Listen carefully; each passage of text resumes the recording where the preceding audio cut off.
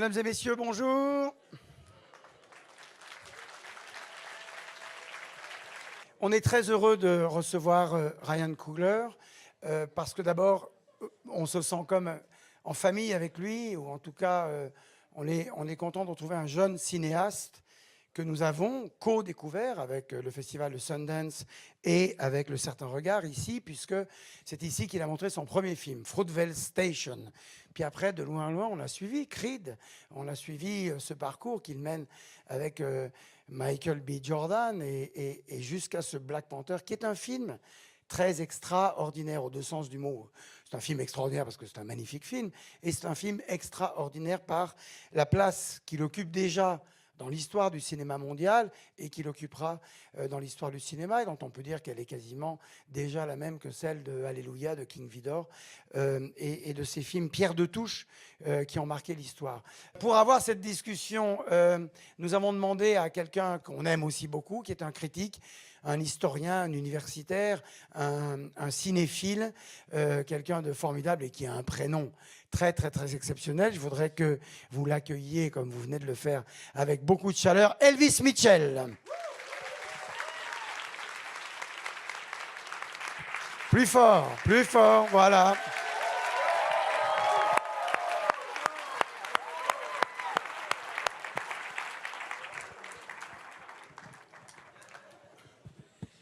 Et maintenant, il est temps donc d'accueillir l'un des cinéastes les plus talentueux, les plus prometteurs, les plus formidables, les plus je sais pas quoi, qu'il soit dans le cinéma mondial contemporain, monsieur... Ah non, avant... Je voulais saluer la présence à ses côtés, et c'est une présence aujourd'hui, et c'est une présence en général, de son épouse, Zinzi Coogler, qui est là.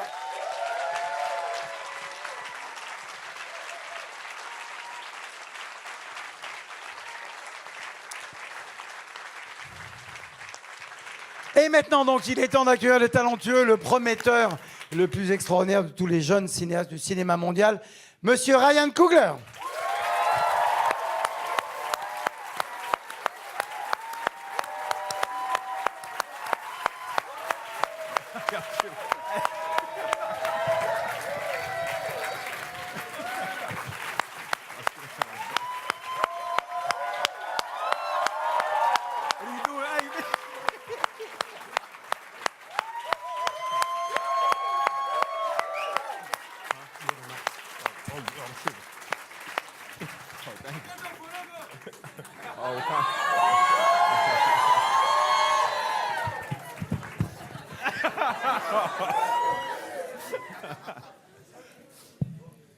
Gentlemen, be good. Yes, sir. Hein? So, Thank you guys for coming out. It means a lot. yeah. And thank you, Terry, for all the kind words in French. You on to the God. First of all, you have 60 students you brought here. Talk about that for a second. Oh man. Whew. We do a lot of. I've had an opportunity to do a lot of film festivals and a lot of talks in the past, and sometimes it can be challenging when you in a talk and you look out and you don't see faces that look like yours. You know? I don't know what you're talking about. What is it? It could be challenging sometimes. I just remember being a film student. Like my first time I'd ever been out of the country was at this festival, and it changed my life as a filmmaker. You know, just being around the festival, being around this many people that were excited about making movies and passionate about making movies and from different parts of the world, and just seeing how intense the culture here is at the festival. You know, it was really. It really did something to me, you know, as a filmmaker, providing me with a lot of motivation. So I thought it would be cool if we could, you know, find a way to tap in and bring some local filmmakers, some young filmmakers that are from the area and from Paris. And I thought it'd be cool if they were like, you know, if they were also, from Africa. You know what I'm saying? So hopefully some of them are here. Are you guys here? Yeah. Bet. That's what's up. That's what's up. Yeah. But yeah. So it was so I thought it'd be cool to do that. And have them come to the festival for at least a day, and see us talk. Okay. I guess the first thing I want to bring up to you is all three of your films have really been family dramas, haven't they? Fruitvale is the way I think of it. Fruitvale and Creed and Black Panther. They're all finally, and first and foremost, they're family dramas, aren't they? Yes. Yeah, I think they are. I would look at them like that for sure. Because the thing that this feels like a trilogy to me, because there are three movies about what happens to young black men without fathers in America. You look at Fruitvale and Creed and Killmonger and Black Panther. I mean, that's to me the thing that brings them all together. What is it about that subject that you keep going back to? Oh man, You must get that question a lot, don't you? Nah, I haven't gotten it a whole bunch. I think it's not something that I'm consciously. It wasn't something that I was consciously going for with each project. It was probably more subconsciously. Because Fruitvale was a real story that happened. And I didn't know anything about Oscar's life before he was murdered. Everything was. I knew I wanted to make a film about it. I know I'd seen his mom and his uncle, speaking out. But it wasn't until I started to do research that I found out that Oscar's father, had been incarcerated his whole life. His father's still in prison now, and he didn't have his dad, outside ever. So that was something that I discovered later once I realized that I wanted to make the film. For Creed, that film was about, about the relationship that I had with my father. That was kind of the motivation there. So the father-son relationship there was kind of like. It was a what if. It was a what if my dad wasn't in my life. What if he was this guy that I just heard about and I had to kind of live up to. I always had my dad. And then with Killmonger, that was something specific that we built around the story. But I think that for me, my relationship that I have with my father is, my relationship with my parents are the most important relationship I had in my life until I got married, and then that changed it. But my father, my relationship with my father was the most unique relationship that I had in my life because a lot of my friends didn't have fathers, growing up, and that was oftentimes there was a tension there between me and my friends because my dad wasn't around, so it was something that I've always been interested in, interested in that dynamic, that father-son dynamic, and what it means. Specifically in the African American community, and now with Black Panther, we kind of extended it to the African community.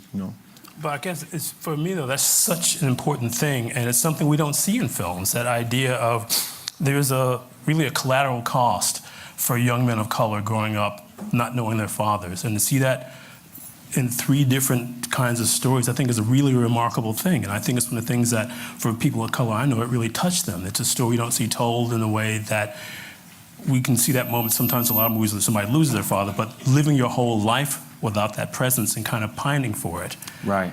Is really a remarkable thing to put in a movie. Yeah, I think that a lot of like when I look back, just talking with you, Elvis, and Elvis, a friend of mine, man. We talk when we see each other. We don't see each other much, but we talk. We go off about movies and comic books, and he always makes me think about things. But when I think about like two movies that I saw actually with my dad, that really shaped, that really shaped me as a young black man. They were one movie by John Singleton, one movie by Spike Lee. I was very young. I saw Boys in the Hood in the theater with my dad, and I saw Malcolm X in the theater with my dad. I think my dad might have took me out of school to see Malcolm X, which is crazy when I look back on it. And it's also crazy because those movies are like mad violent. You know what I mean? They super like not for kids, but I was like super young watching them. How old were you? Man, I was born in '86, so. God, you were a little kid when you saw those movies. Like it was '91 and like '92 maybe. So I was young. I was very young. Watching those movies. But those films, if you think about those films, like Boys in the Hood, you know, Trey is the only one of those friends that had a dad, you know, and it's something that's kind of like, it's not explicitly stated, but it's stated pretty good. And then you think about Malcolm X, and it was a big thing in that story about how his father was murdered. You know what I mean? How his father, I think the Klan had put him on train tracks or something like that. Yeah, and it was something that's kind of mentioned, you know, and in those films, you know, that element is there, you know. So I think that you know that it's something that's been commented on, but I've been fortunate to be able to do it pretty explicitly in my films. And also, too, you've made 3 movies where you had a woman cinematographer and a woman editor. Yeah. Yeah. I mean, it's not something that. I mean, I think it's not something that.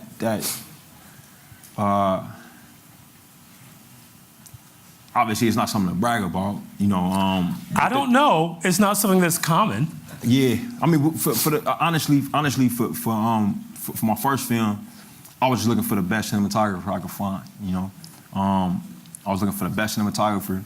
Rachel Morrison was that. You know what I mean? She was the best DP we could get at the time. You know what I'm saying? And it turned out that that she was like just. You know, it turned out that I thought I was getting somebody amazing, but she turned out to be just incredible. You know what I mean? Like just phenomenal in every way, and our dispositions kind of matched each other. You know, so that was you know, we were extremely lucky to get her for that project. And then when it came time to shoot Creed, Rachel was pregnant. You know, and like not just like a little bit pregnant, but like dude, while we would have been shooting, you know. And her, Rachel's so she's really lovely and sweet, but she's also like mad intense and almost like militarized when it comes to like filmmakers. So she was like, no, I'll be out for like 2 days. I'll squeeze the baby out, and then I come back, pick the camera back up, and I'm like, you know, that was literally what she was saying, you know, like, and I'm like, I don't think that's gonna work on this one, you know. She's like, okay, you're right. Can y'all push? Like, can we, you know? But so we ended up not working out. And then what ended up happening for that one, you know, the best cinematographer that we could get for Creed, the most qualified was a woman named Maurice Alberti, who's actually French, and she had shot The Wrestler, she had Velvet Goldmine, you know, but her work on The Wrestler was really attracted me to it. Wrestler was something that Rachel and I would watch, you know, when we were thinking about Fruitville, and when it comes to like the physical combat of it, and Creed, for me, a bit of Creed was commentary on people who work with their bodies. You know what I'm saying? People who use their bodies for their occupation. You know, professional athletes, dancers. You know, they fall on that same scale of you know, that's the more glamorized version of it. But then you have people who work in the sex industry, you know what I'm saying, who fall on that same scale, which is the least glamorized version of it, you know what I'm saying? But this idea of having to work with your body. And I thought that what Aronofsky and Maurice did in The Wrestler was one of the more visceral things I've seen about that. You know, when I spoke with Maurice, she was like, okay, yeah, you know, she was interested. And then when we hired her, she hadn't, it's funny, she hadn't realized that there had been so many Rocky movies. She thought it had just been Rocky 1 and Rocky 2, and that was it. And then she was like, wait, so this is the 7th one? What am I doing? We were literally like in the scouting van, and she was like, oh my God, what am I doing? But she was phenomenal, man. And then when Panther came around, you know, Rachel, you know, wasn't pregnant. You know, Wiley was a little older. So then she was like, let's go, and we were able to do it on Panther. So talk about the movies you watched to get ready for Panther. I mean, you talked about some of the stuff you watched, like The Wrestler. What do you watch, for example, when you're putting the Panther together in your head and you're trying to figure out that template for it? Wow, okay, so let's see, we watched the first, like, so when I first sat down with Marvel, they were saying like they wanted Panther to feel like they're James Bond, which I was excited about, because I love James Bond movies. Do you have a favorite James Bond movie? Or a favorite James Bond? Besides Idris? Casino Royale. I think it's hard to say favorites, but I mean I think Casino Royale, but I watched the Connery I watched the Connery one, Goldfinger. Goldfinger. It's terrible because I've seen Goldmember before I saw Goldfinger. So I always crisscross. I know, yeah. You It's are very ad- young, my friend. Yeah. Okay. Am I getting? Is this feedback in a little bit? He is very Hendrixy. Yeah. Is there anything I can do? Maybe move it down a little bit. Move it down. Is it bouncing off your mic, maybe? I'll just go sit in the audience. No. Maybe Not too much. I'll turn it down. No, it should be. Try it now to see how it works. Okay, are we better? Yeah. Okay. Hey, we're like, bruh, fix that feedback. You're embarrassing me. He thought you were doing it on purpose.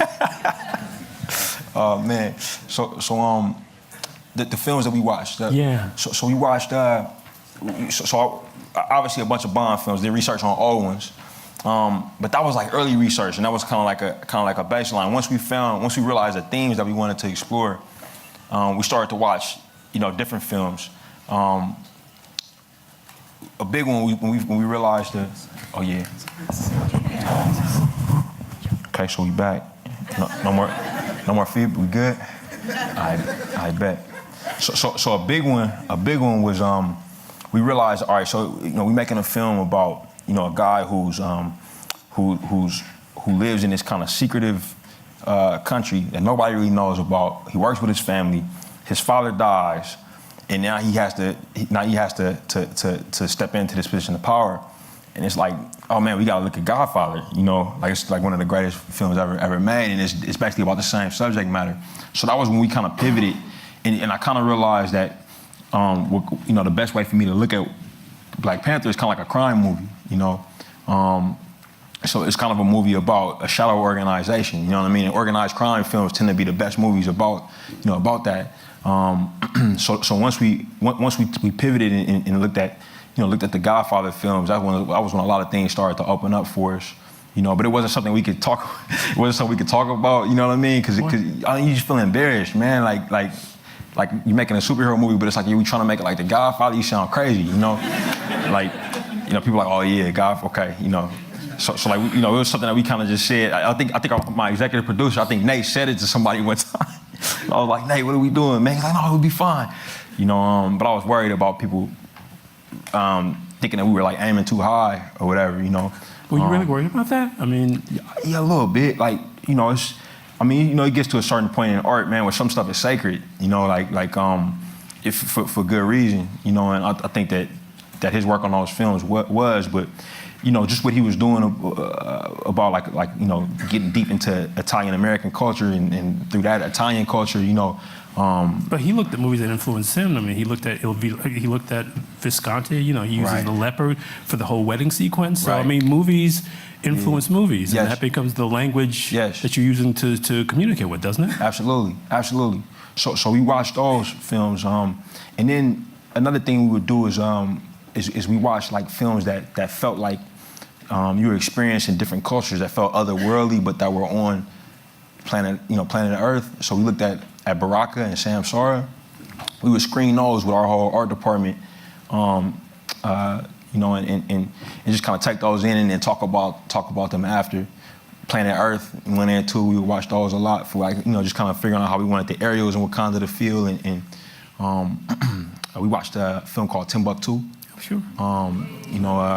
To get a feel for just like what Africa feels like now, and seeing people dealing with current situations, like in Timbuktu is an old city, so you got this vibe of this history here in this place, and butting up against modern issues. You also got all those great colors in Timbuktu. Oh man, yeah, it's a perfect beautiful movie. movie. It's a perfect movie. Yeah. And the music in Timbuktu, I watched it with Ludwig Göransson, our composer, and we just kind of watched it and ran it back, listening to it, and we pulled some of that music, some of that stuff with Ali Farkatur, into the film, and it was, and man, there was a lot of other stuff we looked at too. Oh, Embrace of the Serpent. Oh yeah, sure. Big Yeah, one we just for talked about us. this last night. Yeah, just the idea of colonization, and mysticism, but it was, we were watching hundreds of movies, man. Was Godfather also for the father-son relationship too? Absolutely, for the father-son relationship, just the idea of secession. I think, I don't know if there's a better film about that. Having to step into shoes that you think are that can't be, can't be filled. And the secrets, the idea of somebody dying and they haven't told you everything that there is to, everything that there is to know.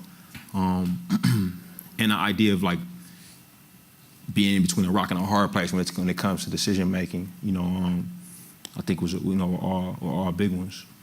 Because this even lends itself to like what feels like another sort of like subtextual theme of your films, which is the idea of growing up. There are all kind of these movies where these young men come of age. Yes. Yeah, coming of age is a big one. Yeah, like T'Challa. This movie is T'Challa's coming of age story, but it's also Wakanda's coming of age.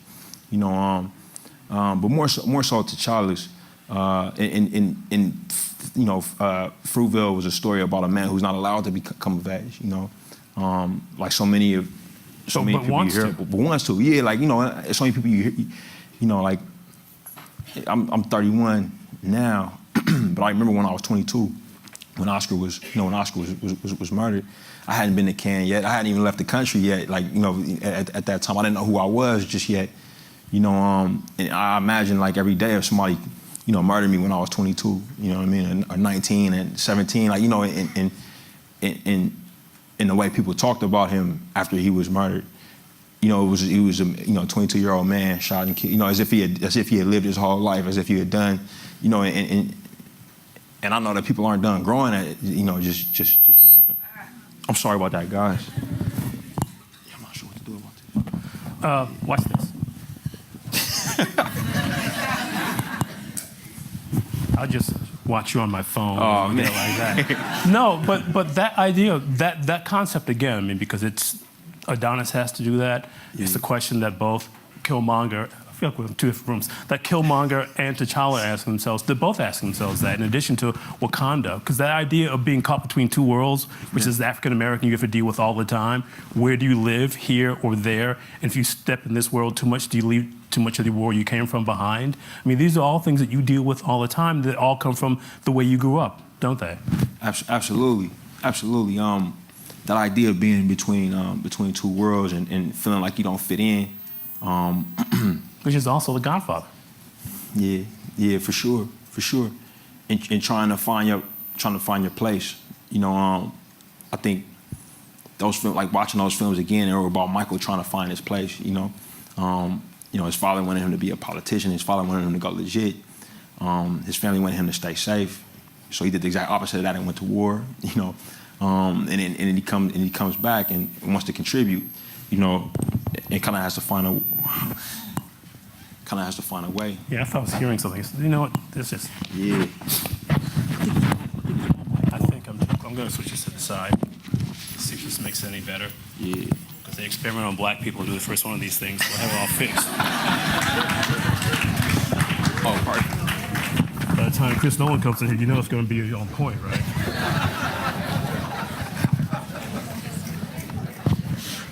Hello? Is that better? But yeah, I mean, I guess I'm wondering, we talked about this so many times, but how much of this is conscious for you? Because there's so many ideas in these films. And what's so exciting about Black Panther is to see an epic film from a black point of view. Because one of the things I was talking to a director friend of mine about is you can see the ease that black actors have when they're directed by another black person. It's just this sort of thing where, and as you put it, it's just stuff you don't have to explain. The questions that you don't have to answer. Yeah. Maybe. Yeah. But it was still we were still running the cultural barriers that we'll make fun of.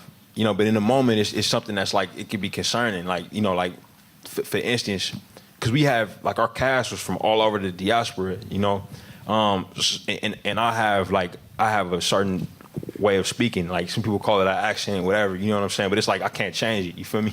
So like, oh, it's not okay. Okay, all good. It's better. Okay, smooth. Yeah, but I, so that was good.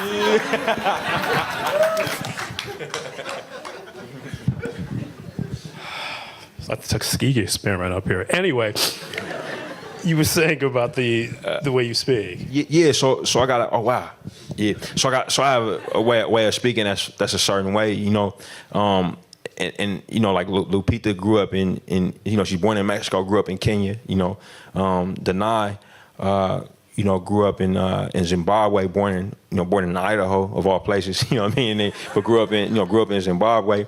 So I would often, like sometimes I would say stuff to Michael or Chad that they would get the first time.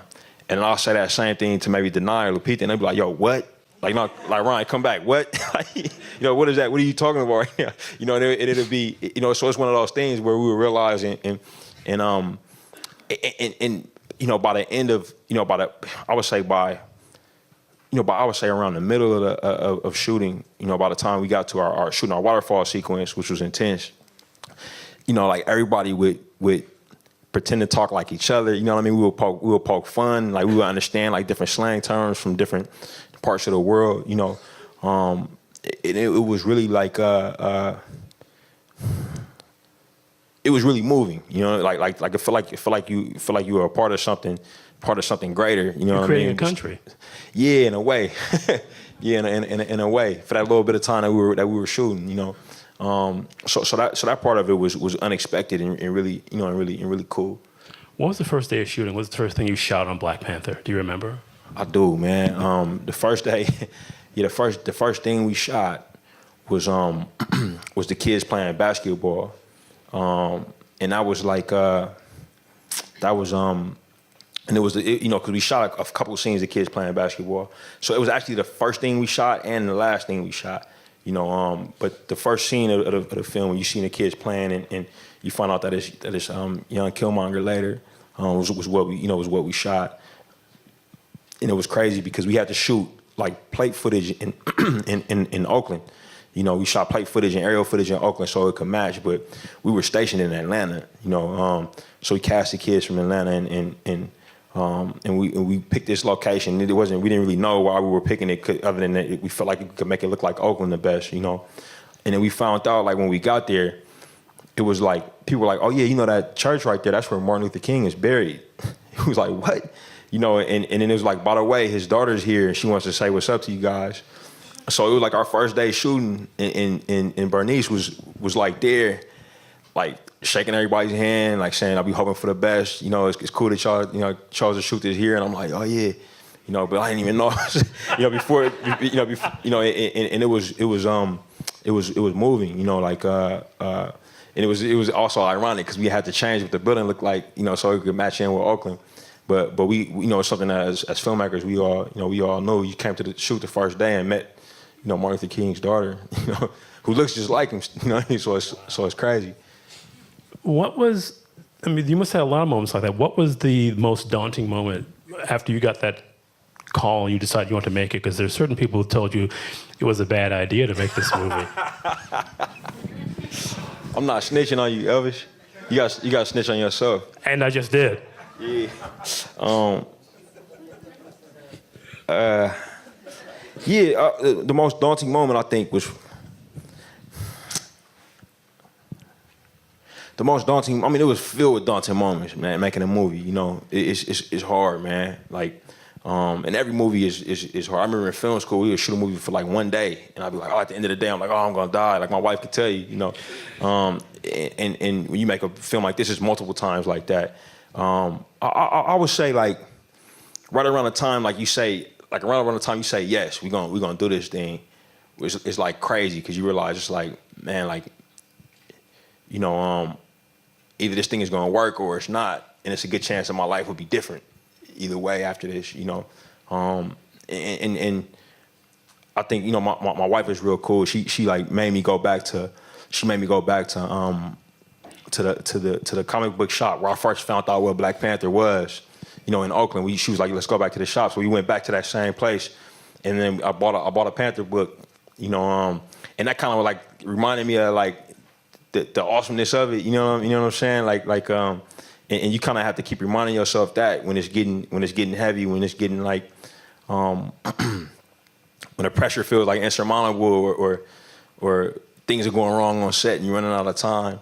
You know, you got to try to find that kid that if you could go back in time and tell him that you're gonna be directing Black Panther, would just like, the kid, my jaw would have hit the floor if I was told that. You know what I mean? Like my eyes would have just lit up. So you got to kind of find that in yourself to keep moving. That was pretty. I mean, just saying yes was daunting, though, I think. Oh, sure, must have been. What was the first Black Panther story you read? Do you remember that? I think it was a Don McGregor. Like Jungle Action? Yeah, it was like a That's collection. right, we talked about that. Yeah. It was probably like an old school one. Cause when I got shown it, it was like in a collection. Yeah, like cause they weren't in print at the time. It was like the early mid-90s. It was in that little zone before Christopher Priest started his. I apologize, we're going on comic book tangents, but I think they've heard of the movie, so it's okay. How I discovered Black Panther was I was into comic books because of my big cousin. I was trying to be like my big cousin. He was like 7 years older than me.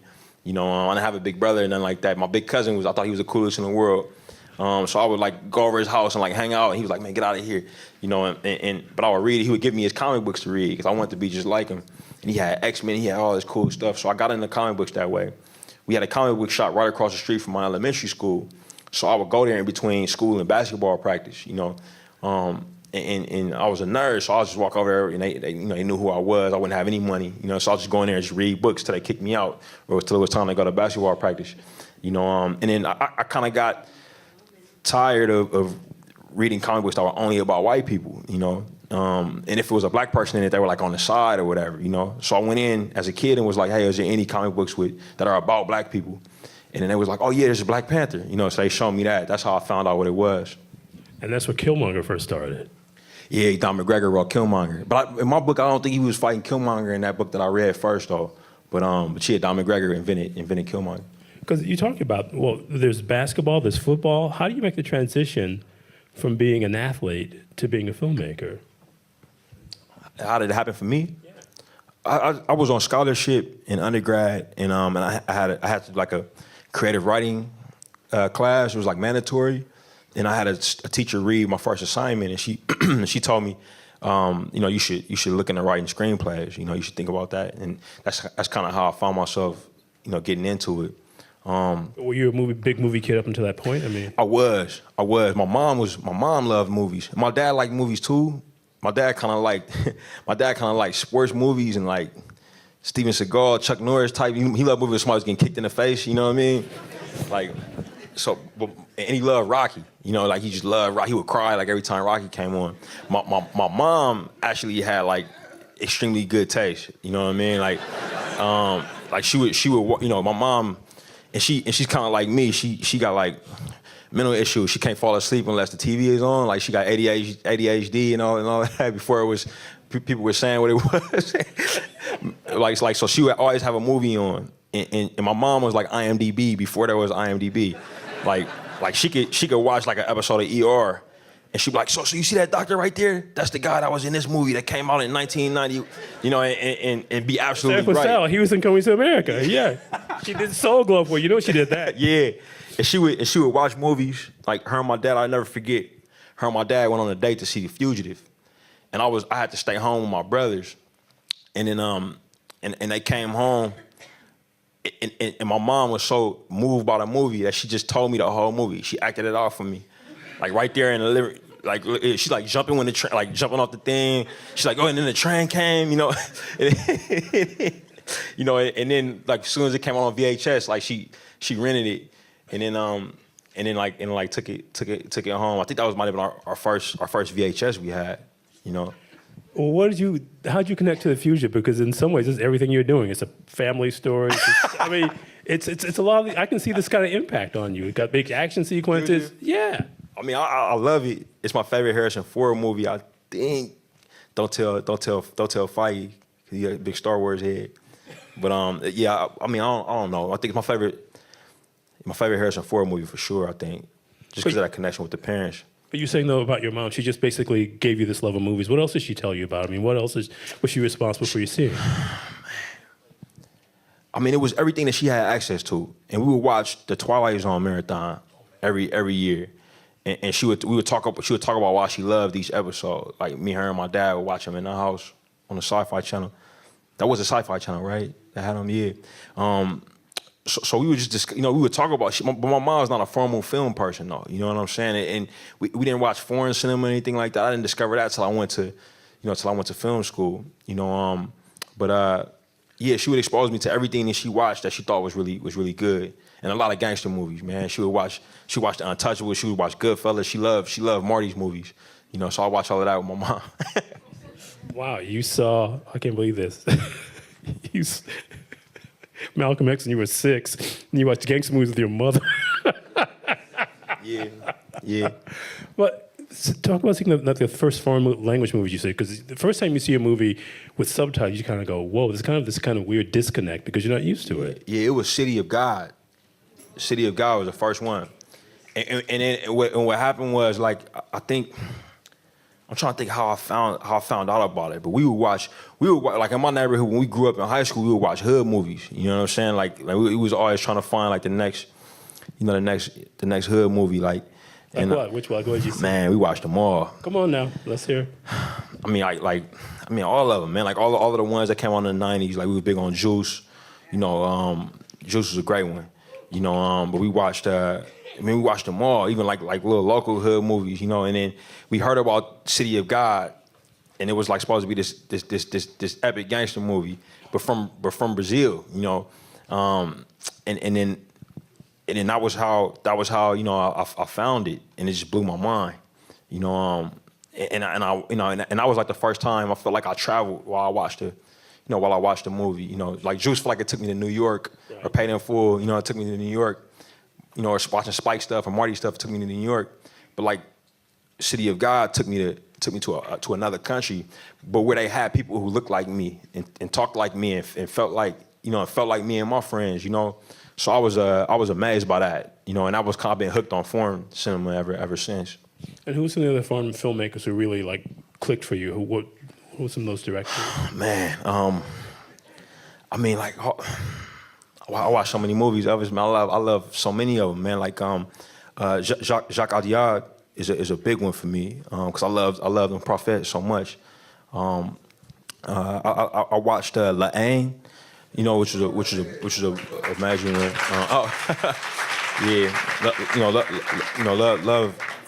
Love that. I was big on like I had an Argentinian buddy. When I was in film school, who I would work with, and he put me on a lot of Latin American cinema. So he put me on like Y Tu Mamá También and Amores Perros, which I really dug. I loved Amores Perros. Yeah, man. So it was. Those are a few of them. I love Joachim Trier, who I think Joachim's here, but I love his movies. He makes movies out of Oslo. Yeah. But yeah, it's a lot. It's quite a few of them. Not to mention the ones from the classic ones. Yeah. Because one of the things I noticed about your movies too, and a lot of these films that you're talking about have in common, is the way you use sound in movies.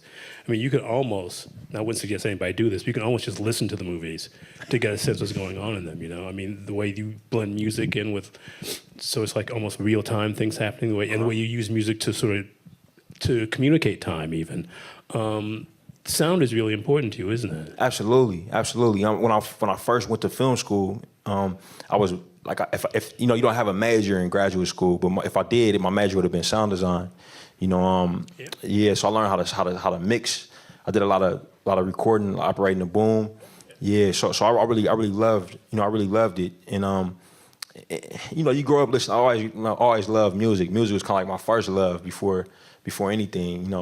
I used to ride around with my dad listening to Ice Cube tapes. Like we just rock them and flip them back and forth, and then flip it to the clean version when my mom got in the car, But no, I love it, man, and it's something that's extremely important to me, and a lot of filmmakers that I would watch, treat sound in really revolutionary ways. You think about how Marty. Treats using all, like how he used an all Stone song with a montage, and you look at how Aronofsky would use sound, music in these amazing ways. So I was always try to use that tool, So I was just noticing watching Black Panther again to get ready for this, just the way you use sound to sort of bring us into that world as the the camera's coming to Wakanda for the first time, and the sound just really starts to fill up the entire theater. Yeah, it was a big deal. Like we wanted to make this film. We wanted the film to be an African film, but African in all ways, not just the continent, but the diaspora. And we wanted it to feel, Wakanda is a place that's ancient and new. It's Afrofuturism. So you got to bring the past to the present to the future. It's got to be timeless in a certain way. So that was something that I talked to with all of my collaborators on the film to really try to get that. To really get that in every piece of music that we had, and to make commentary on those crossovers, so we were able to, and also for it to involve people from all over the diaspora, It's funny that Abel's here. It's something that we would talk about, big time with the songs that he was able to do for the film, which is, having it feel futuristic, but he put some chants in Amharic, and it's actually like his mom and him chanting together in Amharic, which is, the native language in Ethiopia, where his people from. So we blended all of that in, and we wanted all of those elements there, at all times, and hopefully the music could tell a good story as well.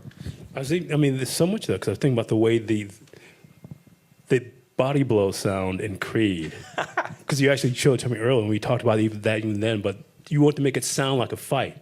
So that's what I mean by you actually listen to it, and it sounds like the way, if you've ever been to it, it sounds like an actual fight. Yeah, that was something we talked about, like how we talk to boxers and they would say how they can tell if they hurt a guy by how it sounded. You know what I mean? And they listening to the fight as much as they are watching the other fighter. So that was something we tried to bring in, the fact that body blows, should sound different from a chin or from a cheekbone, from the top of the head. And just doing those layers, man, and losing yourself in it a bit, and hoping that it registers with the audience, man. Like with sound, a lot of times it registers on a subconscious level. But for you, it's like every aspect of the film tells a story. The sound tells a story. The music tells a story, too. It's like for you, all these things are kind of these intersecting narratives, aren't they? Yeah, absolutely. You try to use every piece you have, for us, it's like it's just tools to affect the audience, and we want every tool to be as sharp as possible and to have as much thought going into it, in terms of the themes and everything that you need, and hope, cross your fingers that it affects somebody, No, because if you're thinking about it in that way, the way sound works in movies, and it's happened so often in independent films, you don't hear that sophistication in sound. And I just remember how sophisticated all that noise was, that last scene on the platform in Fruitvale, how much stuff is going on even in that. Yeah, we tried to look at it on a dynamic range, for music and for sound, and try to like plot it out with the script, like what moments would be the most quiet, what moments would be the loudest, and how would those contrast, and that idea of just the chaos of it, and that's one of the things that I remember, like when I first saw the tape, when I first saw the footage, was just how loud it was, just how loud it was, and then how that gun went off and everybody just stopped, and that idea of that idea of chaos, and how scary those situations can be, so we wanted to capture that. We wanted to make the audience kind of feel like that, feel like they're in that. And that's something that you learn in school too. Like at USC, they'll teach you. They got a big sound department, but they say like, look, people will forgive everything else but bad sound. Like you can have shaky camera work. You know what I mean? Your editing could be mismatched, but as long as your sound is smooth, like people will give you a shot. You know what I mean? But as soon as your sound is off, the audience will throw the talent on you. So that's something that I always try to remember. No, because one of the things I asked you about too is, what was your first meeting like with Forest Whitaker? Oh wow. Wow. Yeah, the first time I met Forrest, I was still in film school, and I was finishing up. I was like in my last year of graduate school, and somebody asked me if I liked Forrest Whitaker. A teacher did. Like, hey, do you like Forrest Whitaker? And I was like, of course I like Forrest Whitaker. And they were like, well, it's a woman that's running his production company, and she reached out looking for filmmakers to meet. So that was how I got in contact with him. I met with this woman named Nina Yang first, who became the producer of Fruitvale. Met with Nina first, and met with her a couple times, and then she was like, "Man, like I want you to bring, I really like talking with you. I want you to think about like maybe 3 movies that you would want to make, and come in, and I'm gonna bring you in, and you could pitch all 3 of them in front of Forrest, So then I was like, okay, you know. So then I didn't think he would show up, you know. But I came to school. I think I had a tie on or something, you know. I figured if I dressed nice, he wouldn't notice how inexperienced I was, you know. And so I'm at school. People are like, man, why you have a tie on? I'm like, I got a meeting, you know. So I go to meet with him, and I remember he was dressed like, I just remember he was dressed like super casual, you know. So I was the only idiot in there with a tie on, you know. And I'm just kind of telling him about all these ideas, and I'm like super nervous. And then I get to Fruitville, and I'm like, this is the one, you know, that I would make, you know, regardless. You know, this is what I want to make. You know, whether you say you want to make something with me or not, this is the one I'm going to go off and make, and it's the one I'm feeling in my heart. And as I was telling him about it, I got less nervous. You know, and he was like, I don't know why you told me about that other stuff. You know, this the one. You know, this the one I want to make with you. So he kind of like just greenlit it right there in the room, or so he said. You know what I'm saying? So I didn't even know what that meant at the time. So he was like, cool, let's make it. You know, and then he walks out, and then Nina starts jumping up and down. So then I'm like, man, what's happening right now? She's like, no, we're gonna make it. We're gonna make this movie. It's so exciting. So I'm like, I'm thinking it's a joke. You know what I'm saying? I just left class, and I think I had to go back to class. You know. So then I went back to class. I remember I called my wife. I called a couple of my friends, and they was like, man, you know, you gotta hurry up before he changes his mind. So I went home that night and tried to like outline the whole thing. Stayed up all night, tried to outline the whole thing. Sent that to Nina, and I'm like, yo, we still making this, right? We still on. And she's like, yeah, no, of course. Like, you know, he's not the type of person to just change his mind overnight, you know. And I'm still like, I don't know him, you know. So I'm still super nervous. But that was like my first meeting. Was like, obviously he didn't change his mind. We made the movie. Yeah. And of course, your first meeting with Mike. Wow. My first meeting with Mike, this was for the same project. Obviously, it was for Fruitville, and I knew that I wanted him for the film. You always knew you wanted him. Not always. Like I knew we needed somebody for the role. So then I started to research like who was out there, and in that research, I went to, you know, I started to rewatch The Wire. Like I think he had some movies in the theaters at the time. I think Red Tails and Chronicle, I think, were both in the theater at the time. So I went to, you know, watch those movies, and I was like, yeah, this is the guy. You know, so after that, you know, I was when I started to just really kind of see him as Oscar. Went to Sundance, came back, and then Nina set up a meeting with me and him. We met like somewhere in Burbank, I think, at a Starbucks, and just sat and talked, and then we kind of hit it off. He seemed like, you know, very similar to you know, he grew up in Newark. Newark is similar to Oakland, where I'm from. You know, we had a lot in common. So from there, I was just kind of fingers crossed, hoping that he would like the script. You know, so I gave him the script, and he texted me back and said he wanted to do it. And then when you were doing Creed, did you know you wanted him from the outset for that as well? Yeah, that's complicated because Creed. So Creed, I came up with the idea for Creed while my dad was sick, and my dad had been sick for a while. So I knew I wanted to make Creed. You know, kind of even before Fruitville got going. Was it something you talked to your dad about, that you were going to do this movie? Nah, I didn't tell him about it just yet. You know, but it was something I was kind of keeping to myself. Then while I was writing Creed, he got really, really, really sick. You know, and that was when I was like, yo, I gotta make this before, you know, because I thought we were gonna lose him. You know, so I was like, I gotta figure out a way to get this idea in front of Stallone before he passes away. So it was something that was always around. And so while we were prepping Fruitville, I would talk to Mike about it, you know. And then while we were basically scouting, getting ready to shoot Fruitville, I got my first meeting with Stallone, you know. So I had to fly down and meet with him and pitch him on the idea. He said no, but I had to pitch him on the idea, you know, like while we were actually prepping Fruitville. And what happens the second time you see him after he says no the first time? I mean, I had a movie the second time. Like, we finished Fruitville, and it came out. And then after that, I was like, yo, can we, you know, would you reconsider, you know? And he was like, yeah, I'm down to do it. But it was first, I didn't have a movie, I didn't have anything. Like, I was just meeting him, and I had an idea, you know, so it didn't go far. I don't blame him for saying no, you know. But then you said too, I mean, at what point does Mike come into that idea? I told Mike about it like while we were making Fruitvale. Did you say, I'm going to want you to do this, or you just talking? I was just talking, and I wanted to see if he was interested in it, you know. And then he was like, "I'll be open to it," you know. So then by the time that Creed came about, we were closer. We had finished the movie, you know what I mean. And he was like, "I gotta be in that" at that point. And I thought he was right for it as well. And then for Panther, Panther was different. Like for Panther, so like with Panther, I inherited Chadwick Boseman, who was the lead actor in that film. He had already played in the Russo brothers film, Civil War. So he was already there, you know. So the Black Panther was cast, and Chad's a really great actor, you know, very different from Mike, you know. So in developing the script, I knew I wanted to have an antagonist that could kind of go toe to toe with him. And as we came up with the idea of who Killmonger was, you know, then it made sense that it should be Mike. So that's kind of when I went to him and asked if he would be willing to be in the film.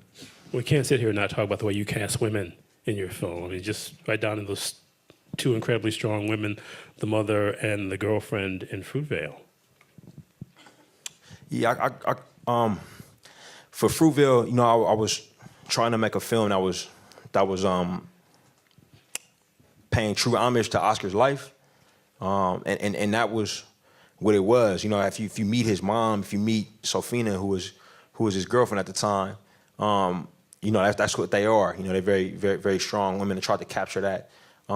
In a macro sense, that's kind of what, you know, the community is, the Black community. You find these incredibly strong, layered, you know, women, you know, smart, you know, and a lot of times head of households, you know.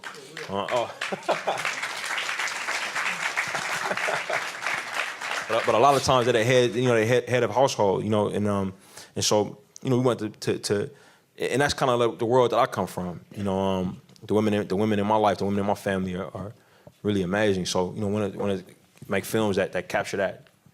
But then the women are as important, and that's the thing that makes Black Panther so extraordinary. One of the many things, the women are as important to the defense of Wakanda, to the story, to the emotional life of T'Challa and Wakanda, as the men. Yeah, I mean that's there in the comic books. You got the Dora Milaje who like protect the king. And this all female guard, and I think it's true of African society as well. And Wakanda is kind of like it's kind of like a what we could be, you know, idea, you know. Some people call it a utopia. Some people call it like a dream state, dream world, you know, or something to shoot for.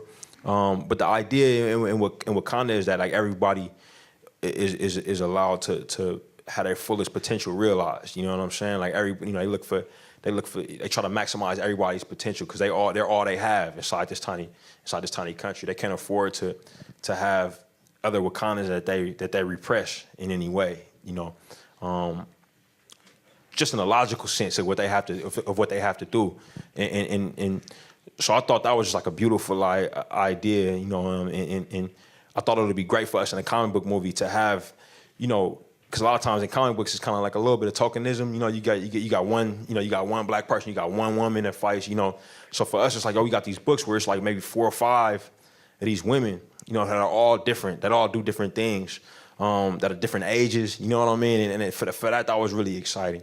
I was fired up about that, and you know, didn't want to blow that opportunity. But there's something about seeing Black Panther that's like, for a person of color, it's like the first time you go to Africa. You go, wow. Because the first time I went to Africa, I was in line just talking to the customs guy for 20 minutes. He just went, I'm sorry, you have to go because there are people behind you. You're so excited. But you know what I'm talking about, don't you? Oh yeah, man. The film was about that for me. You know, I got to travel to the continent because of the movie. That was my first time going. You know, and it was a place that I wanted to go my whole life. You know, Where'd you go first? I went to South Africa first, and I went there because in the film that I saw, Civil War, where Chadwick is already playing, and he talks to his father, who's this very famous South African actor named John Kani, yeah. And they use the language Xhosa, which is a South African language. Yeah, and so I went to South Africa because that's where the Xhosa people are. You know, I went to study that, you know, that culture. So I went there first. I went to Cape Town, then Joburg, And then I went to a country called Lesotho, which provided a lot of inspiration for some of the things we saw in Wakanda. Lesotho is an enclave inside of South Africa that escaped colonization for a while. And then I went to Kenya, spent time with one of my actresses' families, Lupita Nyong'o. Spent time with Lupita's family in Kenya. And I was going to try to go back to West Africa after that, but I got a little sick, so I had to come back home. What was you've talked about this in interviews, but talk about that first time when you asked the guy from your hotel to sort of take you around, you end up going to drink? Oh man, yeah. So I was kind of on my own in Cape Town, and I was in the how many people have been to Cape Town? Has anybody been? Are you from Cape Town? That's what's up. Okay, yeah. So it's a really interesting place. But I was in these Disney approved hotels. You know what I mean? So it was, it kind of felt like I was still in San Francisco or something. You know, but like the people who were working there, like they seemed like my kind of people. You know what I mean? Like I ended up hanging out with the people that I was like loading bags and the bellmen and everything, and the people who worked in the kitchen. And so it was a guy named Bonga, who was working as a bellman. Me and him ended up hanging out like the first couple days I was there, and then he eventually invited me to come back to hang out with him and his family. And they were in a township called Guguletu. So that was where I spent a lot of my time in South Africa, was with Bonga and his family in Guguletu.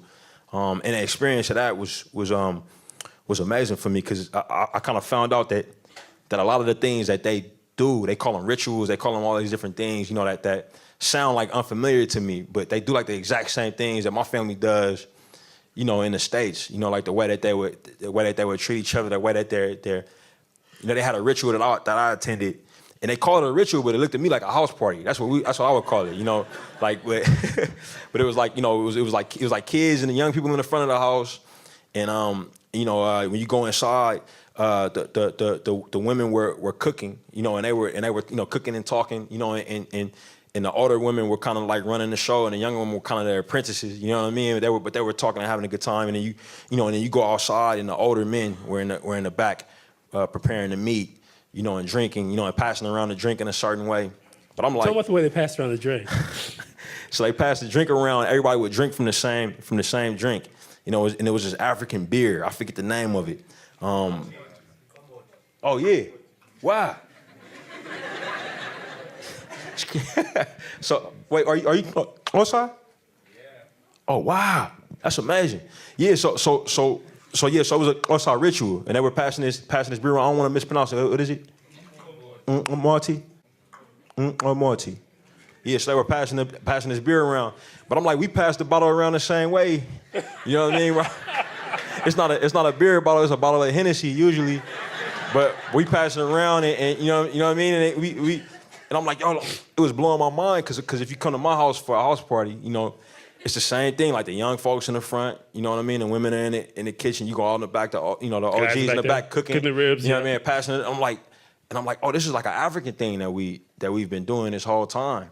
I thought it was something that we invented like in the States, but it's like it's connected to the continent, like, you know what I mean? So and it just really changed my whole view of things. It wasn't just that experience. It was so many other ones.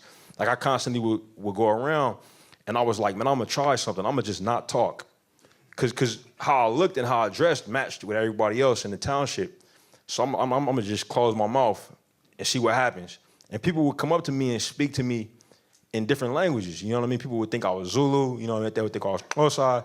They would think I was Sotho. Like whatever, until I started to talk, then I realized, oh yeah, you're not from here. You're from somewhere very far. It's the accent. That's what gave you away. But I was like, oh, it's nothing about how I look.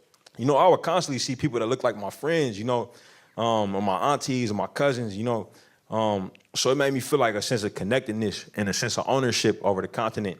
And it happened everywhere that I went, It happened all over the continent. It felt like that, See, that's the thing I really love so much about the movie. There's that really subtle excitement about that. It's your excitement about bringing that to the screen, but it's also the excitement of seeing all these actors of color. This kind of excitement that happens when people get to work with people who like them and have an experience like this that, God willing, you get to do a Black Panther too, which we talk about later. But But that's the thing that there's something exhilarating about this movie in a way that you hadn't got to do before. It's almost like that moment in a musical before people start dancing, that excitement you get. I mean, even going to Wakanda, there's that whole kind of feeling. Were you consciously trying to do that kind of thing? Because it really is there. I mean, I was trying to capture the feeling that I had when I went to the continent for the first time, for sure. You know, because we're going to Wakanda for the first time as an audience, you know, and we wanted to try to capture that, and this idea of there's the excitement around a place that escaped colonization, because there's nowhere on the continent that did, you know, and so that's something that everybody I think could participate in. You know, I kind of learned that as I got older, you know, but I thought that. Wow, like if we can go through this barrier, you know what I mean, and you see this place that hasn't been, you know, that hasn't been touched by this thing, you know, what would that feel like, you know? So that was, you know, that was kind of what we were aiming at. I didn't know if it would resonate or not, you know. I think it does. Does it not? Do you feel that excitement when you get there for the first time? But again, we just want to get back to the women because, again, you could have elected not to do that version because you've done the Don McGregor version, with the exception of Monica Lynn. The women aren't that important to it. But you chose to exercise that idea that women are as important to the society as the men. I think that you could argue that they're more important, you know, in Wakanda, like, oh. I guess they would agree. But it's a whole, you know, it's a whole section of the film.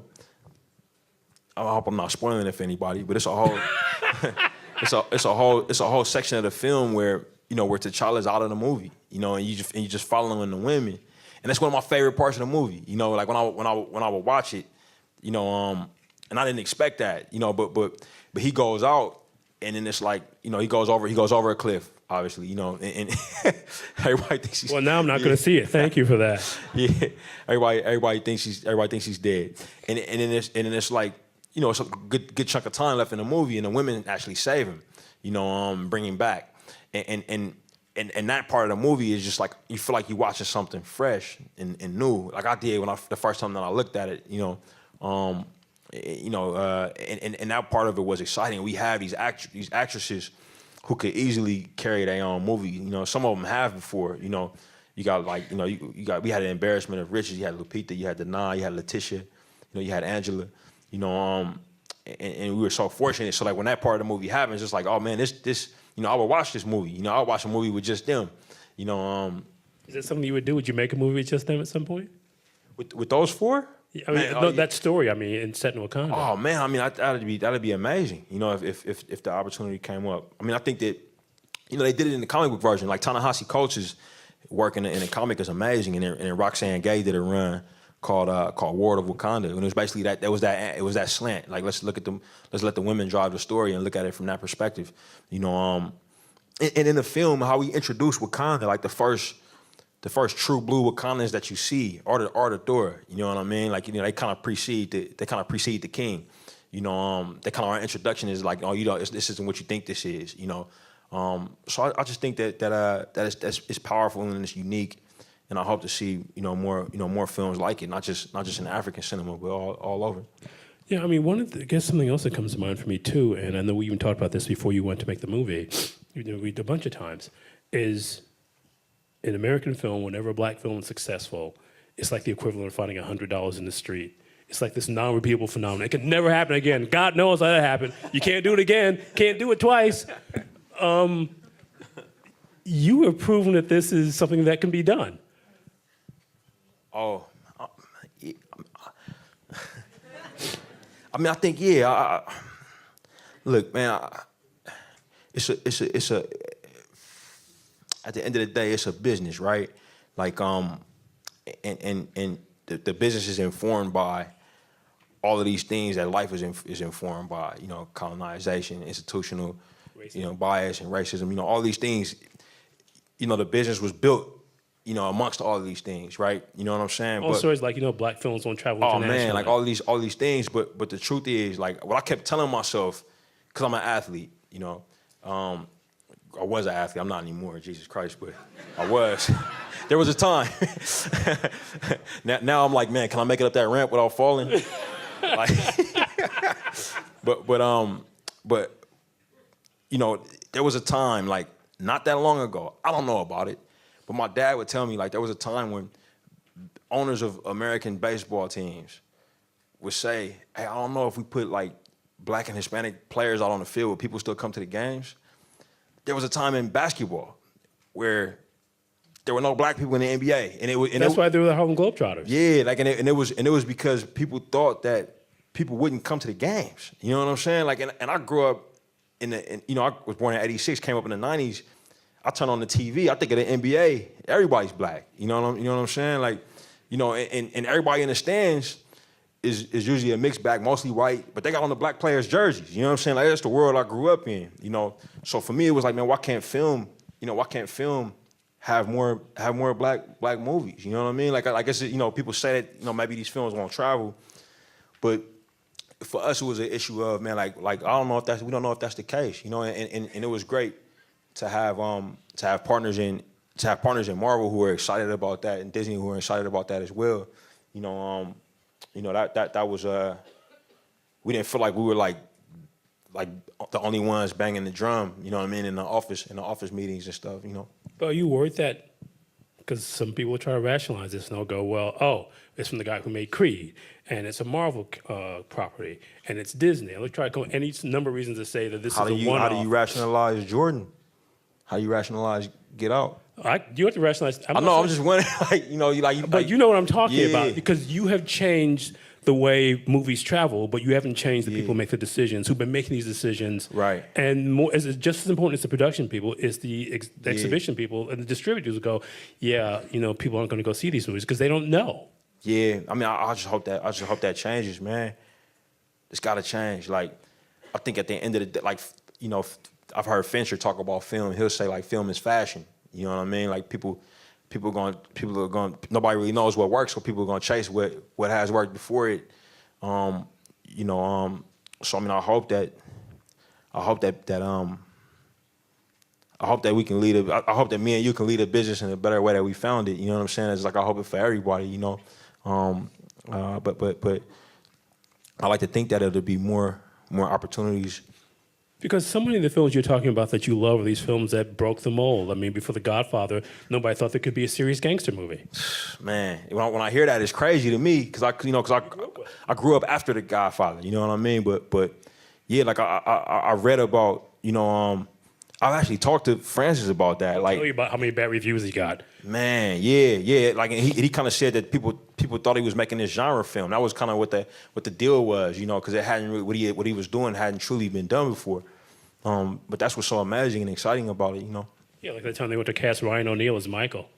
Yeah, it's crazy. Yeah, but all these films that you love are been these films that have broken the mold. And being inside the business, why do you think there's still so much fear, especially when it comes to movies about people of color? Because look at it this way, Abel sitting here. What is the most influential form of mass communication across the United States in the past 50 years? Hip hop.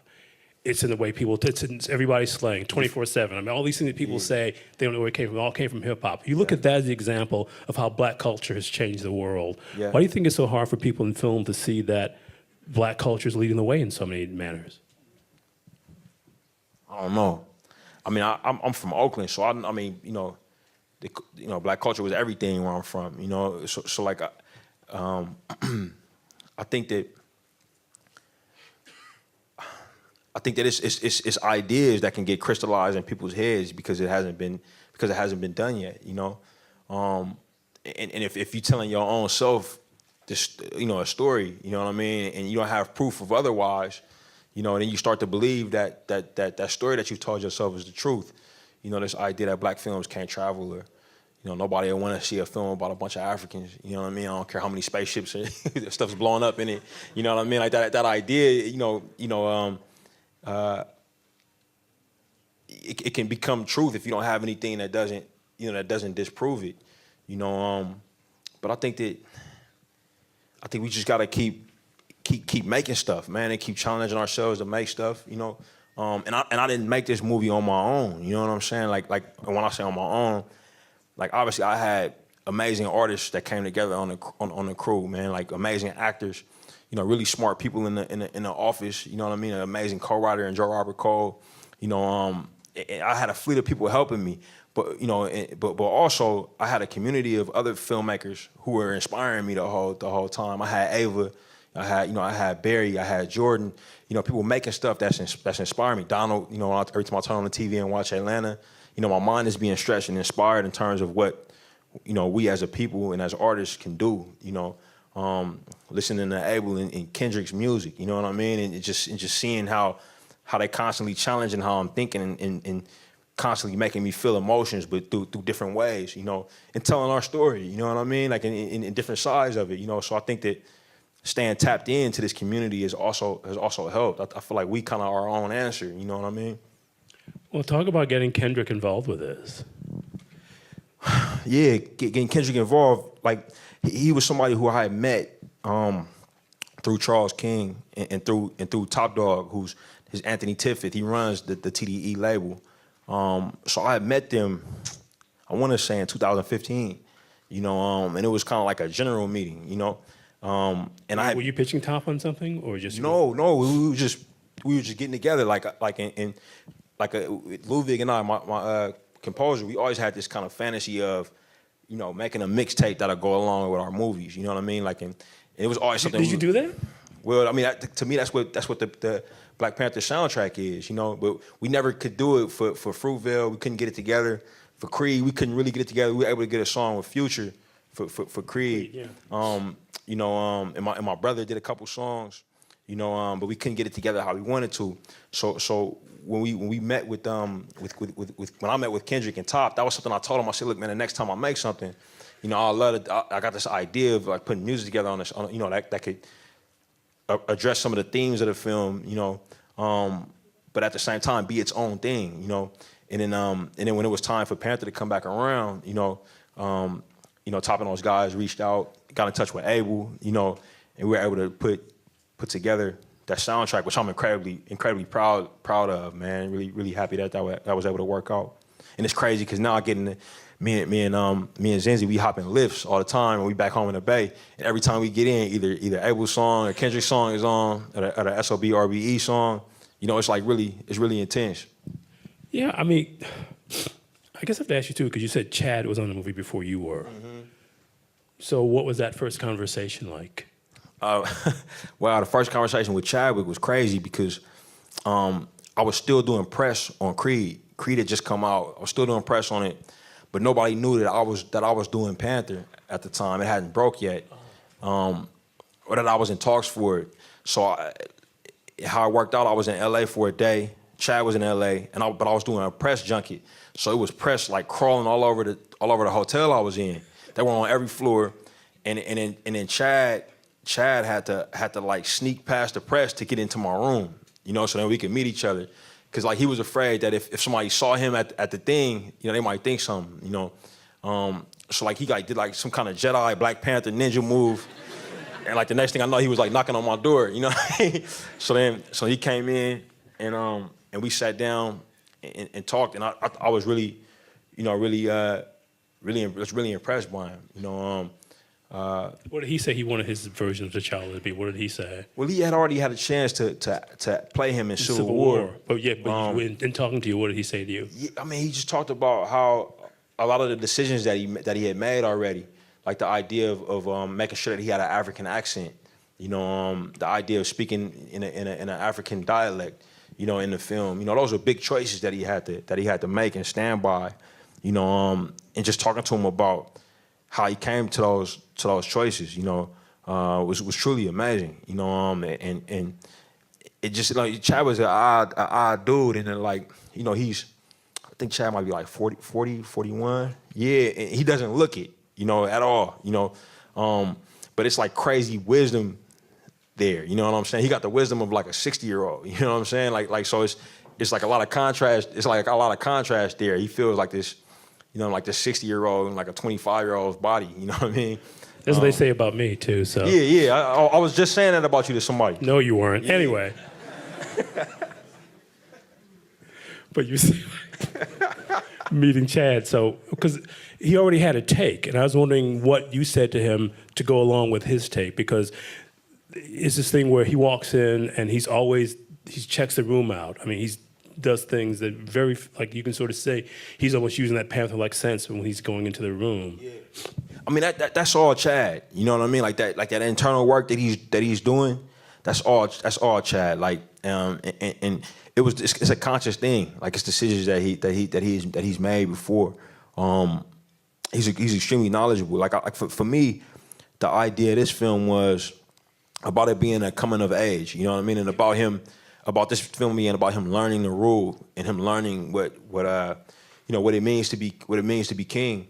And then as we got further into the script, we realized that the film was really about a man who had this idealized version of his father, this idealized version of his country in his head, and then having that completely broken, and then picking up the pieces and having to make something new, and that was something that he was extremely interested in, and it was fun for us to get to work on it, and also to see him work with Mike.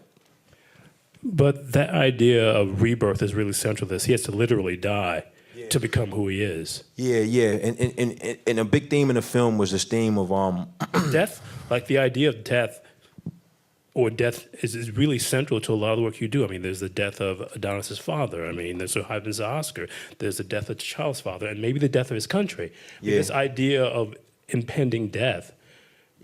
It's a real thing. Like it's something that, it's something that exists inside of. It's something that exists inside of me as a person and inside of us culturally. I think, like specifically as African American males. Well, it's Locks. I mean, is that Yeah. very beginning of Locks, which I think about so often. Because your hair. Yeah. I think it's something that like death is constantly around us. Like it's a line. It's a line in the film that Joe Robert Cole wrote. It's beautiful. He says that when young Killmonger tells his father everybody dies, it's just life around here. But that idea that we surrounded by death, where we from, we to the point that we're comfortable with it, like to the point that I couldn't see myself.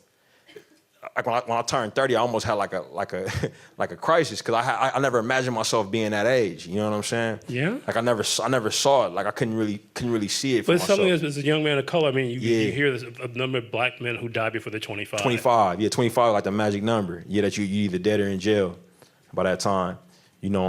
So and you see evidence of it. You know what I mean? Like I saw a lot of evidence of that. I saw a lot of people, good people who didn't make it past that age.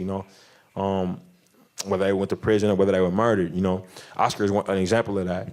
And so like death is kind of around you, all of the time, and you kind of deal with. What I realized in this is that the idea, like the transatlantic slave trade, represented like a type of death for us. If that makes sense. No, absolutely. Yeah, Absolutely. yeah. Like it was kind of like the death of who we were. Like we can never. We kind of taught that we can never be who we were then. You know what I mean? We kind of that died, and then who we are now was born when they strapped chains on our ancestors. You know what I'm saying? That's kind of like the idea of the ideas that we come up with. Whether it's explicit or implicit. And for me, the film was about.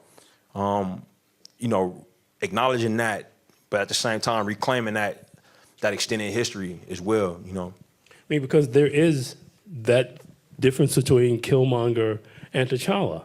I mean, because T'Challa at least has the gift of being raised in a place where he's not only a prince and king, but surrounded by people who are like him, who want him to succeed, who want their country to succeed. Yeah, and it's an amazing gift. Yeah, and it's a character like we've never seen before. That's what makes actually T'Challa is a more unique character than Killmonger is in many ways because he's a black man who's unaffected by colonization. When you first meet him, colonization hasn't touched his life. And I had never seen a black character like that in a movie. I never heard about a black character like that in history. You know what I mean? So that in many ways made him. Yeah, but no fear of colonization. And no fear of it. Not only no Yeah. colonization, but it's not even a possibility. It's not something that can affect him. Yeah, even at the end of the film, like he's not worried about colonization. So that idea was something that was like, oh wow, this is like a very strange character. And Chad and I would talk about that, and that's the fundamental difference between him between him and Killmonger. Like, you know, he's not affected by it. Killmonger he's a complete product of it. You know, that's all he knows. You know what I mean? So, you know, it was about getting those characters to butt up against each other and have conversations. You know what I mean? Like some of their conversations, you know, were some of the more important conversations in the film. But also the idea of, I mean, you talking about T'Challa being an alien, but to him, Killmonger is an alien because you can see the way he looks at Mike. Sometimes he's just like, I literally don't get you. You don't make any sense to me. And the idea of making Killmonger not a villain. I mean, that must have been something you said to Mike. You're not the villain of this piece. Right. No, for sure. Like I would never tell somebody they're the villain in a movie. You know what I'm saying? Even if it was, you know, even if it's like Goldmember. Goldmember. I guess you got to tell Goldmember he's the villain. Yeah. But I think that in this, you know, they tell you that the villain is the hero of his own story, but in many ways, like, you know, you could make a movie about Killmonger. You know, like he's a lot like Batman. You know what I'm saying? He's like a poor version of Batman. Like, you know, instead of having a lot of money, he don't have no money. But like his parents die, he trains. Like he, you know, goes about a way of making himself a weapon, and then and he has no fear. Nah. No fear of death. Yeah. I mean, that's really kind No of fear the of difference death. between him and T'Challa, actually, because Yeah. T'Challa has a future. Yeah, because he's raised in a place where he's always told that he's gonna die young. So for him, he's not afraid of it. He's ready to. You know, he embraces it. You know, which is sad. I think. You know, Incredibly sad, but I mean, Yeah. that's the exciting thing about this movie is that it's this fictional culture and this very real culture, but the tensions that exist because T'Challa is the black man, the African, and so many of us want to be or want to see. Or And wish existed. Exactly. Yeah. And Killmonger is the black man that we all know. Right. Absolutely. You know, and it's like that's the thing I stress, like that T'Challa is a black man that does not exist anymore. You know what I mean? Like, you know, because colonization affected, you know, every black person that still lives today is touched. You know. But in that first scene when you introduce Eric at that museum, and he's basically, whether he takes the hoodie off, I thought about Locks actually in that scene. But for a second, tell them what Locks is, your first film. Oh, so Locks is one of my first short films. It's a short film that I did at USC when I was in graduate school. We shot it on 16 millimeter film. It's got no dialogue in it, but it's about a young man from Oakland who takes a walk through his neighborhood to a barbershop and cuts his dreads off. And you know, and at the end of the film, you realize why he's doing it. But on that walk, you kind of see the whole neighborhood. And at the time when I made it, everybody in my neighborhood had dreads. You know, like I had dreads down to like my butt at the time. Yeah, they was long as yours, Elvis. Maybe they wasn't like yours though. Yeah, they were black. I know. I got you. I didn't say that. You didn't have to. Anyway. But part of the thing about locks, too, is that we see the way black men with locks are being encountered on the street. I mean, that it's this kind of interesting, this sort of philosophical suspense story. Well, it was a real thing. Like everybody had that hair, so it became a trend thing, and it also became a thing that was kind of notorious. So like if you saw like a 22-year-old man killed, you know, on this corner, and they show his picture, he had dreads, you know what I'm saying? Or if it was a crime that happened, they would describe the people as having dreads, you know, so it was a thing that had a stigma attached to it. You know, but it was also something that if I went somewhere at that time, people would know I was from the Bay Area, you know, just from my hair, and it was something that we would dance a certain way, and our hair would move a certain way, you know what I mean? And it was a great sense of pride for us as well, you know, and it made an industry. You know what I mean? Like around hair care that only other African Americans could be a part of. You know what I mean? Like you couldn't just go anywhere to get your dreads done. You know what I'm saying? You had to go to a black person to get your dreads done. You know, specifically usually a black woman. You know what I'm saying? So you sitting there with somebody's auntie. You know what I'm saying? On that, you know, twisting your hair up. It became a ritualistic kind of thing. You know, but it got to a point where people started cutting them off. You know what I mean? Because the police stopped you less if you didn't have them. You know what I mean? It was a less chance of a mistaken identity. So that's what the film was. That's what the film was about. You know, and Killmonger got he got the new version of dreads now, like the dread fade that you see a lot of cats rocking. But that's in the film. When But you it's like you were like quoting that. I mean, Yeah, a little bit. There's a callback to that moment. But A little again, bit. that's him taking it off and saying, you know what? I know people are afraid of me. You know, I'm not, and T'Challa had never lived in a world where he walks into a room and people are afraid of him. Again, Nah. it's such a beautiful, subtle thing that it almost right made on. me cry when I saw it. 'Cause I Oh, thought, man.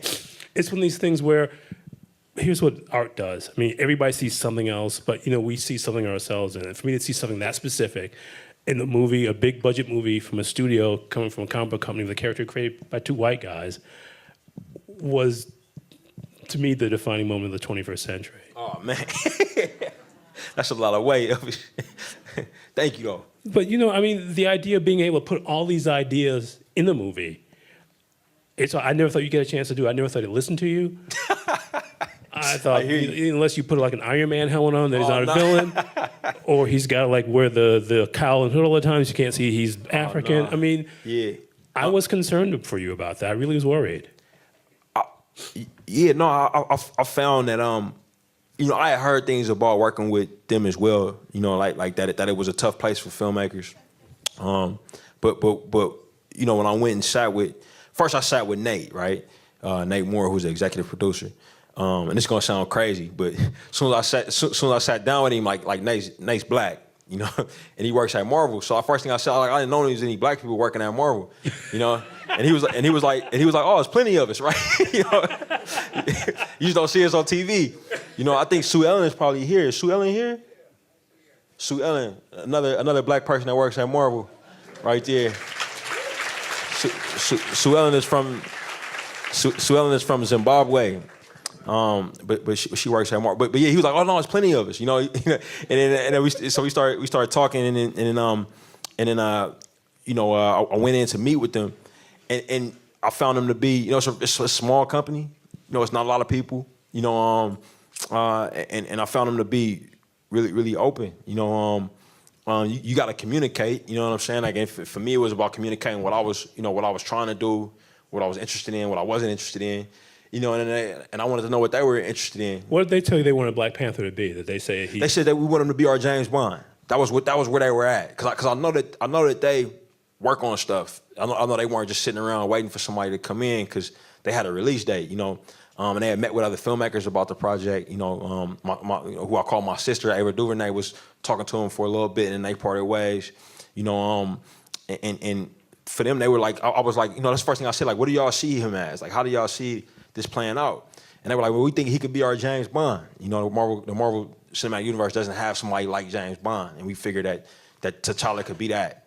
And when they said that was something that I hadn't thought of, but it was an idea that I liked quite a bit. And I'm always interested in sitting down in a meeting and somebody says something that I haven't thought of. That's cool. You know what I'm saying? Like, that's the best. Those are the best meetings. You know what I'm saying?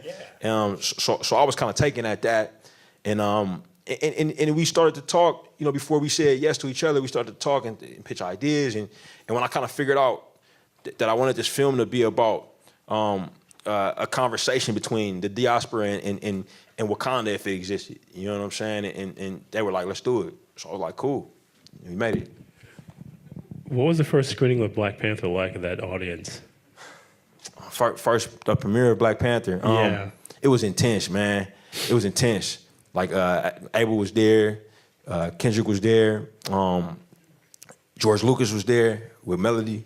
So it was like I was really nervous. You know, there's a lot of people that made me. I was incredibly nervous. But the most important thing was I had like 50 family members there, including like my nearly 90-year-old grandmother and my nearly 90-year-old father-in-law, like my Zenzi's grandma. Like, it was, so we had a lot of wheelchairs.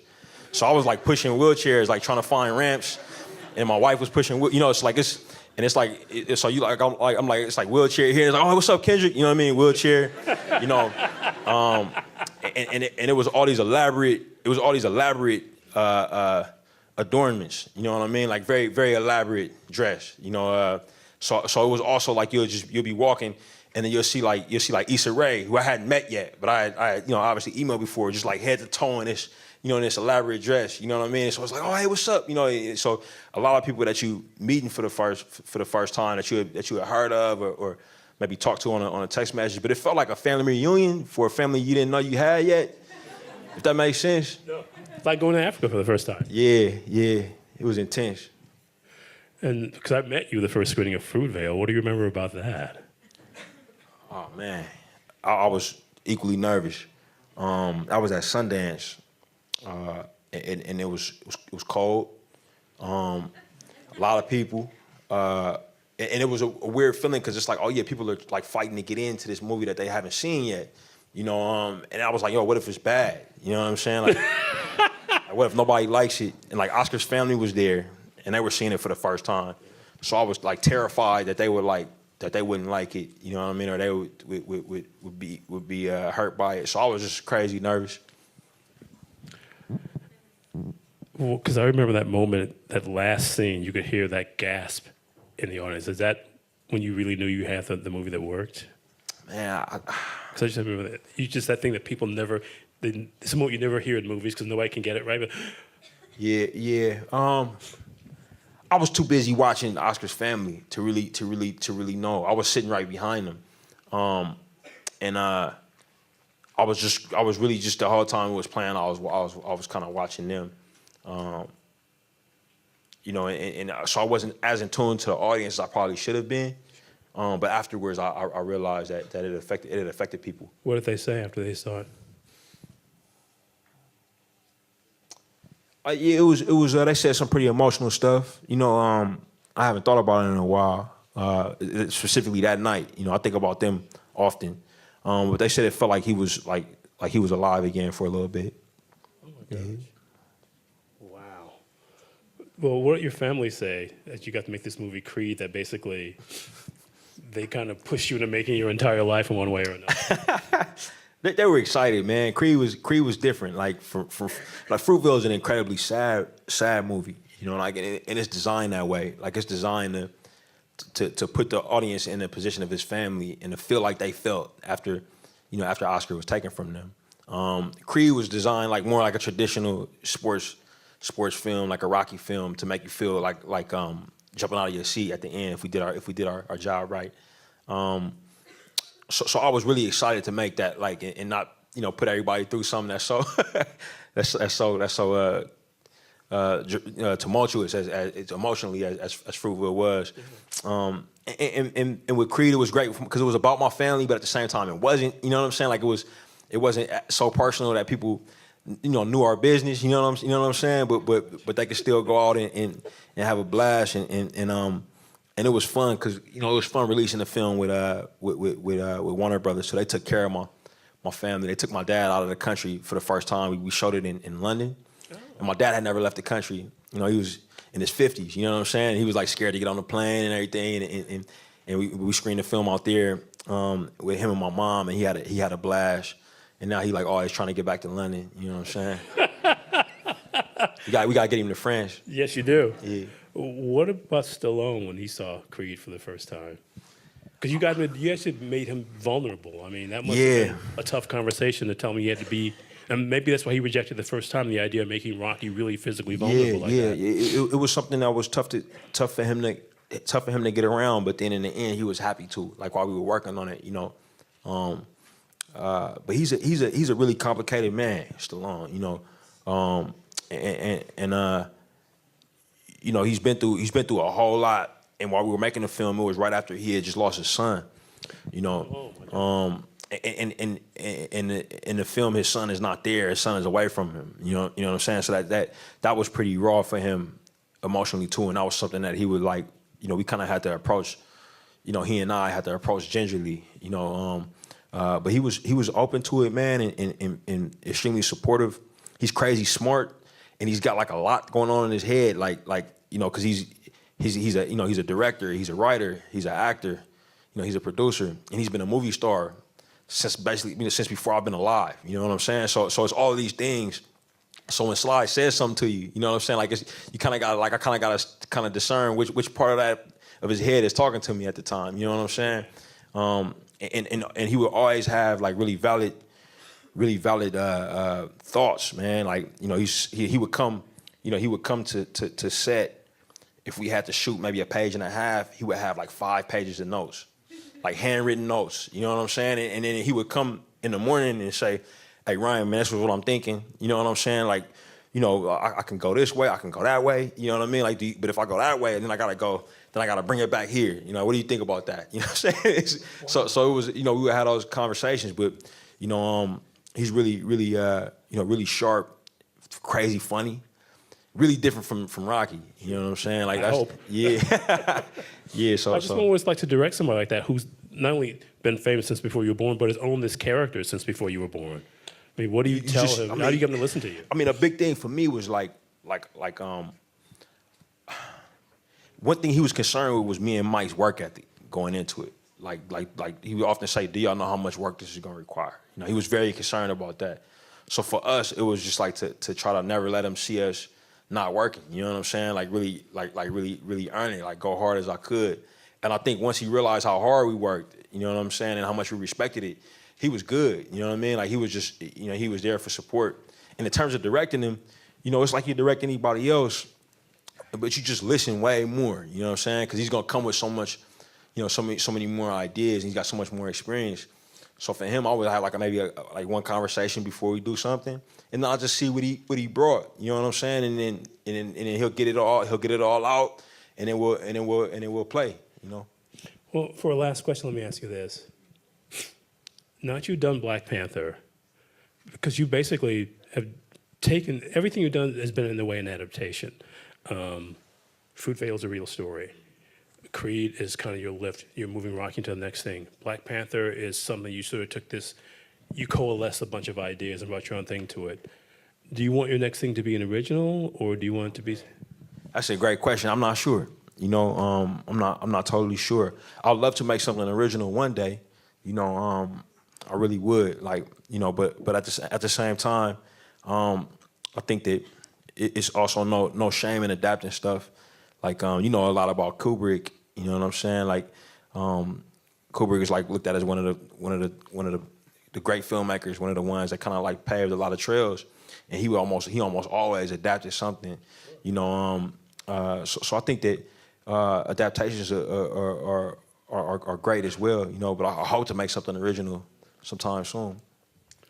Let's thank this man for being here today. Thank you, guys.